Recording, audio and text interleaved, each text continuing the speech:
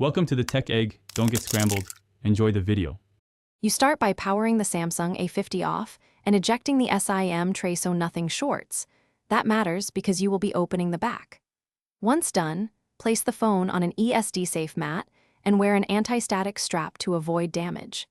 Heat the back glass evenly with a heat gun or hairdryer for about 3 15-second passes to soften the adhesive.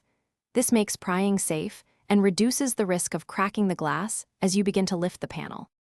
With the adhesive softened, use a suction cup and a thin plastic pick to create a gap and slowly work around the edges. Go gently to avoid shattering the glass.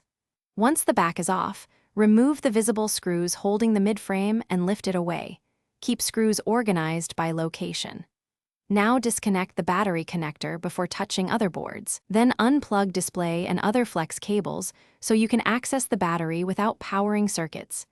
After disconnecting, use a plastic pry tool to lift the battery slowly from its adhesive. Work from the bottom and never use metal to avoid puncturing the cell. Once removed, clean remaining adhesive residue and apply new pre-cut adhesive strips for secure placement. Reconnect the display and battery connectors, power the phone on to test functionality, and if all is good, align and press the back glass into place.